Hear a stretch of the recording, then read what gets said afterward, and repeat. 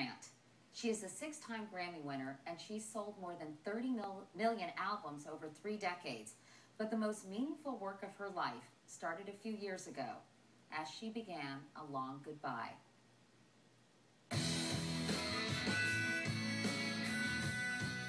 My mother would recall Sunday mornings at our house. And she has 4 girls. And I guess that was the era, you know, getting the girls ready. That was all my mom's job. I think my dad drove her nuts. He would be going around the house, like, singing, and everybody doing okay? I'm sure she's thinking, if you get in here and put some socks on one of these kids, we'd really be doing okay.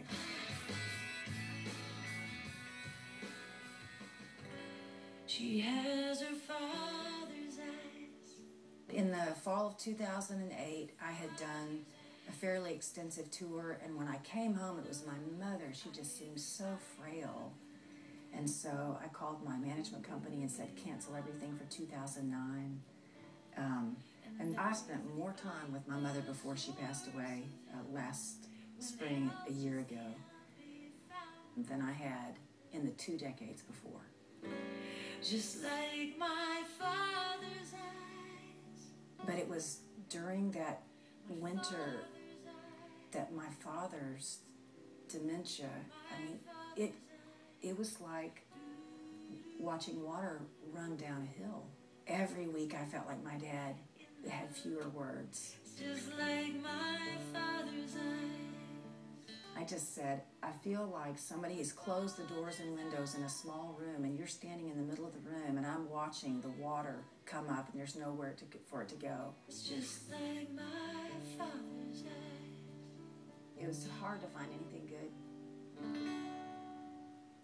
And he walks with me, and he talks with me. I wouldn't choose dementia to be the way that my parents would end their lives,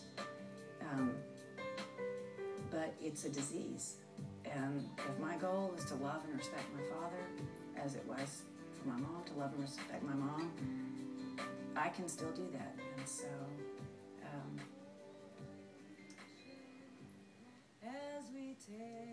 every day's a gift.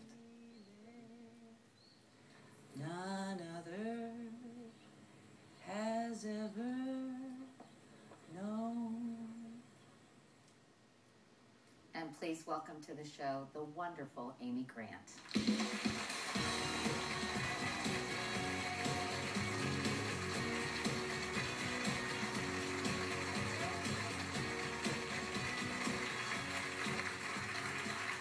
So nice to see you, Amy. Thank you. So great to have you here. That was moving to see you with your dad, and obviously you were moved as well. Well, I hadn't seen, I mean, of course I was there when we filmed and spent the whole day, but I was going, oh, hold it together, hold it together. Well, tell me why, you know, you and I are both, and many people I think here and watching at home are part of this so-called sandwich generation. We're caring for kids and at the same time, you know, want to do the best for our parents who are getting older.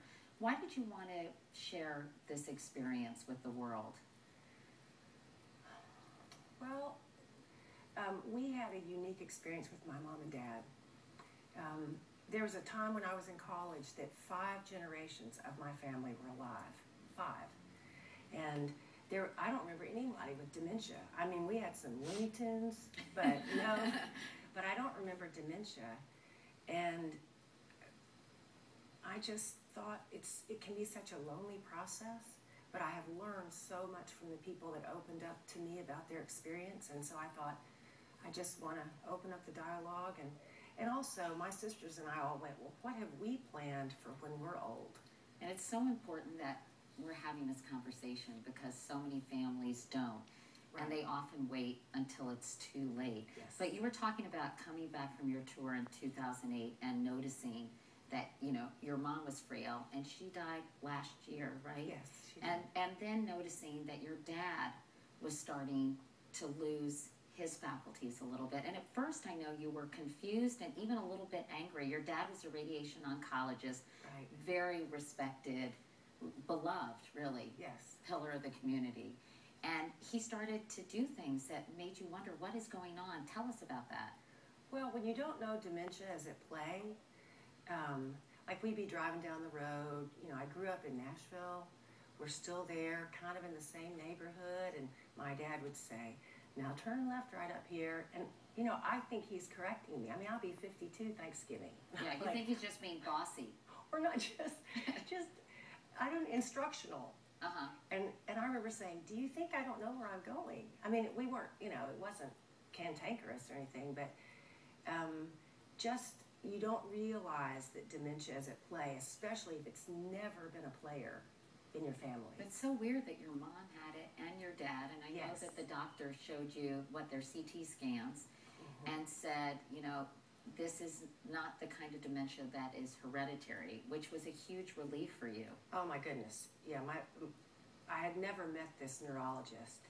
And we're looking at my dad's CAT scan, my mom's MRI, and he offhandedly said,